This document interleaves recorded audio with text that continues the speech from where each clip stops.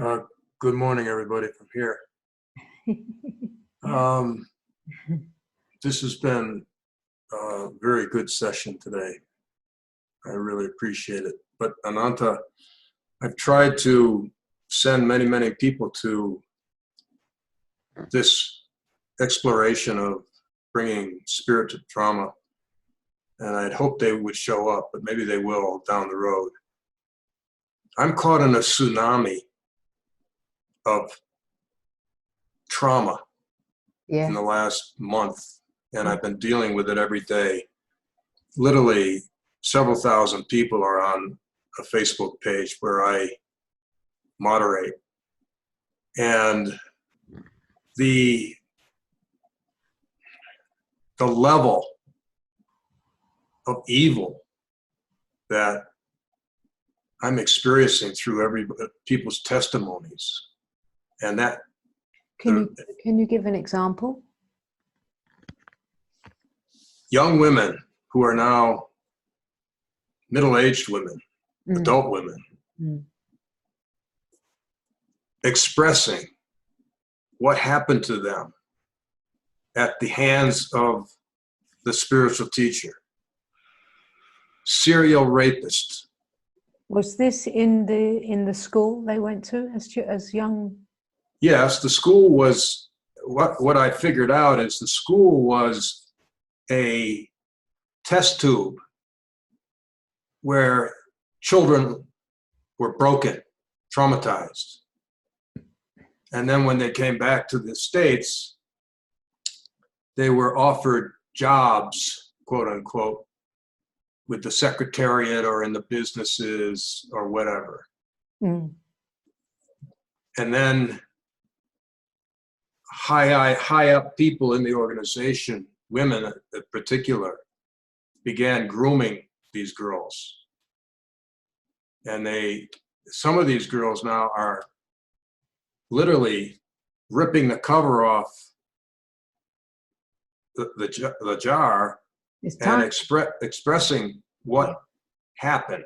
And now what's happening with me is I'm absorbing it all as an empath. I feel it, and it's not only dealing with my children, but it's all these children who were stripped from their families. But how do you deal with it on this collective level? Right. Well, you know, I feel what you're saying, and I did actually hear, it just came to me. I don't know how it came to me, but I think it's that guy you're talking about. It came to me. I heard a piece of him talking about how women are never raped; they always invite it. Oh yeah, disgusting. Right. Anyway, that when I heard it, it was just like, you know, Indian conditioning mind. You know that. Yeah. So let's just, if we, I hear what you're saying, I'm not denying it. And if we open even wider and we see the evil, what's that? Is that your phone? It was on mute. Okay. The evil that's happened, just that, you know, if we think about the Holocaust, right? Yeah.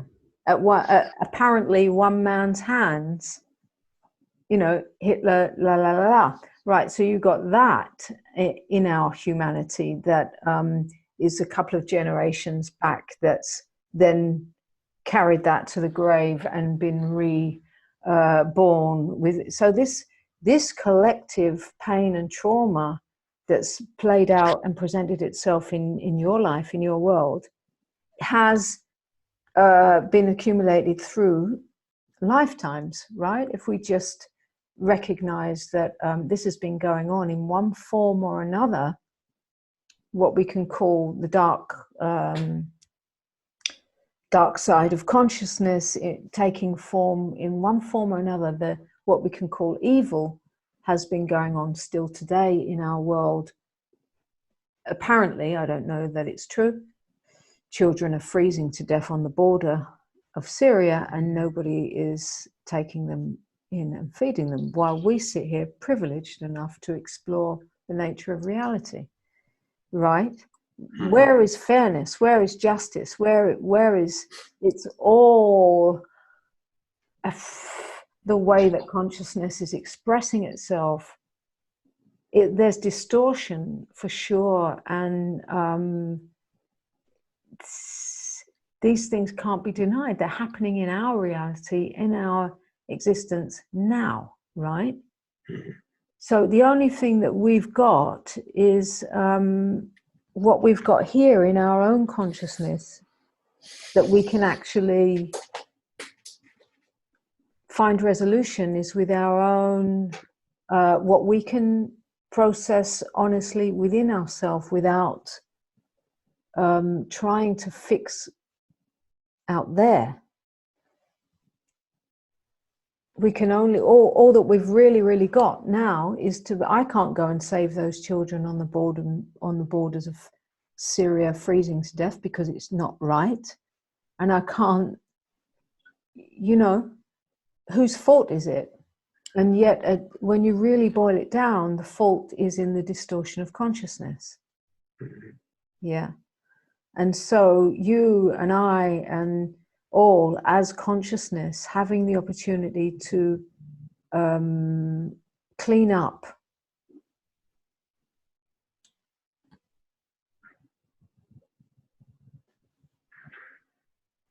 through, in this lifetime, through our own inner processes, that's all that we have the power to do. And it's not even a belief, it's a knowing, you know. I just know that every single movement that is made affects the whole. True. Yeah. But where it hits me is in my emotional body. Of course. Okay. And how? When I come into the serene center of my being, yeah, I'm cool. But then there's reaction. It's like you were talking about this, the wave, you know, surfing the tsunami. Yeah. Okay. Sometimes I feel really guilty about dropping into this space. Right. Okay, good. Thank you. Thank you. Okay. May I'll give you my view on that, right? Oh, of course. Right. So that emotionality, that, in my view, is the feminine. Don't deny her. You know, that is exactly what we're talking about, right? So if you drop deeper into your being and deny that, that is, again, the denial of the feminine. You get what I mean? So that's absolutely, yeah. It's not what I'm talking about. I'm talking about once and for all now, one more chance that's being given through all of us is to open for, like, it's the time of the awakening of the feminine. She will not have it. She won't have it not to be met. She demands to be met. And that is part of what's happening with all these women coming out with their rage, right? And yes. She demands to be met. And in your body, that emotionality is her demanding to be met by you. Right. So when you go to the absolute knowing that you deeply know to be true as free of all this,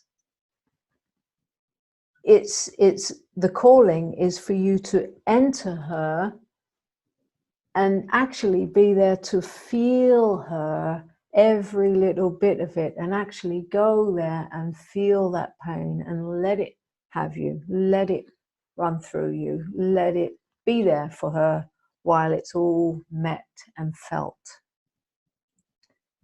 That's where the embodiment, that's where you do it for all men and women. That the true connection of what you deeply know to be true in the unmet, unresolved pain of the feminine. You're so correct. I get it. Thank you. It's this. I mean, this was really perfect. It's this. Yeah. And that means even one movement, like when it gets activated in you, even one movement to then leave her, check out on her, and go to the story, and then indulge in the story with all these people on Facebook, that is checking out. That is a distraction from meeting her fully. And mostly that's what all these people are doing on Facebook. Right? Yeah. That's where you abandon her. Okay. But am I abandoning her if I show my support for all these women? At all, but it's an inside job to begin with. Every moment that you feel the anger, it's like to just stop, close the computer, sit with it, and meet it fully, knowing that she has longed to be met forever and ever and ever, and she demands your presence. In that meeting, you see what happens in that meeting, and I'd like to hear about that next time we talk. Okay, I'll work on that. Because that's, you know, in that meeting, something else happens. Yeah. Yeah, beautiful. Thank you. Thank you. Thank you. Beautiful. Thank you, John. This is, of course, for everybody. Any movement towards the story of the pain is a movement away from actually being here for her in essence. How many ways, shapes, and form have you done that? In how many lifetimes? And are you still doing that? She will not let you get away with it. She will roar, she will scream. She won't allow you to ignore the pain. She demands to be met.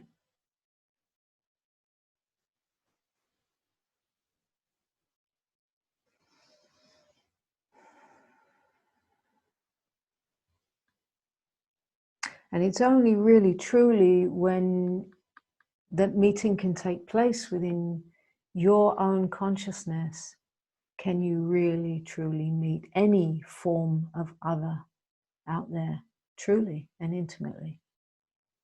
You cannot, not unless this meeting takes place within you. You are the vehicle for the resolution. You, me, and all. And this is the responsibility of an awakened being.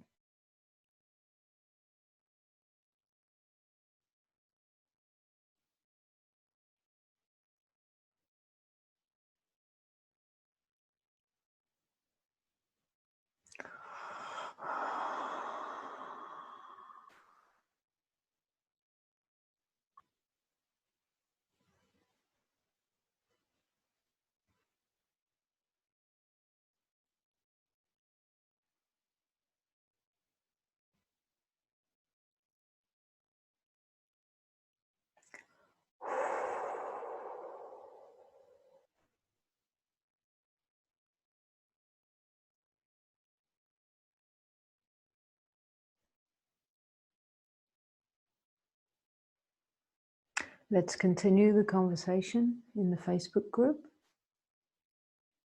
And let's take every moment of the life as the opportunity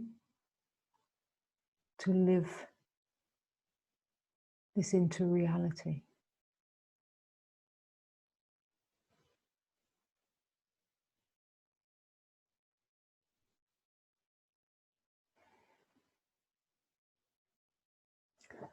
Om Shanti.